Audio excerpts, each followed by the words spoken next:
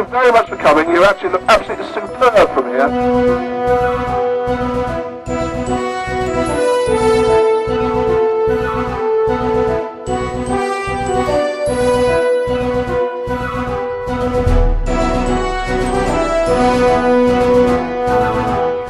I believe we still can stop this development. I believe that it can be stopped on technical and planning grounds because it just doesn't fit with this area, and this is not a sustainable location for such a large eco-town or any kind of town. But as I say, it's only by events like this that we can make our democratic views known to those that are seeking to impose this monstrosity on us. We're fighting huge interests both at the co-op level and the government that seem to want to impose this on us. But as I say, I believe we can actually prove that this is not a sustainable location for a town the size of Hinckley, 1.5 times the size of Market Harborough. I'm just here to talk a little bit for perhaps about 10 minutes about the archaeology of this area. Of course, one of the most important sites in the area we are standing on at the moment, which is the deserted medieval village of Great Stretton. It's one of those very few villages in Leicestershire with the evocative church standing on its own in the middle of a field to remind us that there was once a village here.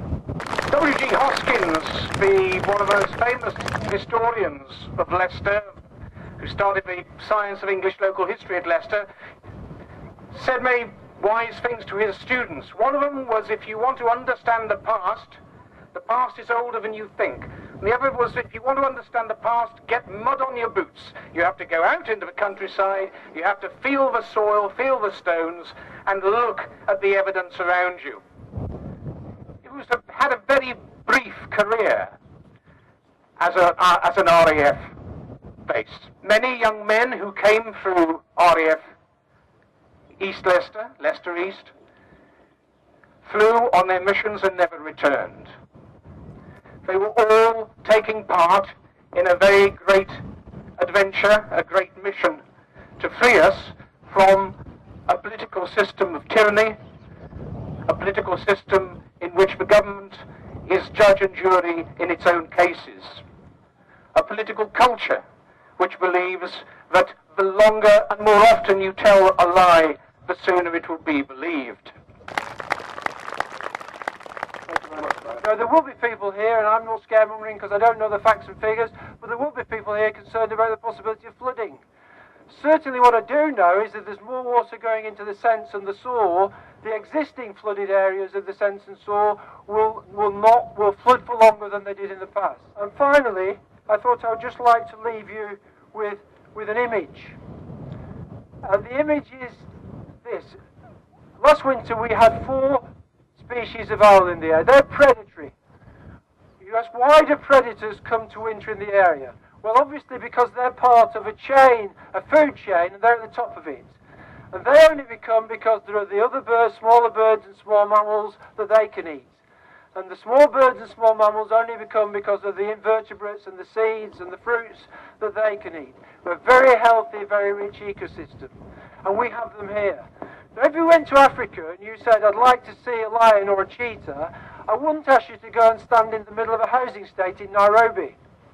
I'd send you to the Serengeti or the Masai Mara. And what I want you to do is think about this when you go away. This is our Serengeti, and this is what we're fighting for. Thank you. 13th and 14th of June, where the Christmas party, the Christmas company has their parties. There'll be a big marquee, and that will be a great occasion for people to go and ask questions. But I think we need to understand that we're here today not just because we are angry, not just because we are annoyed, not just because we disagree with what is proposed to do with this land, but we're here today because we value it. I want the Housing Minister, Caroline Flint, to come out of her ministry and to come here. I want her to see this land.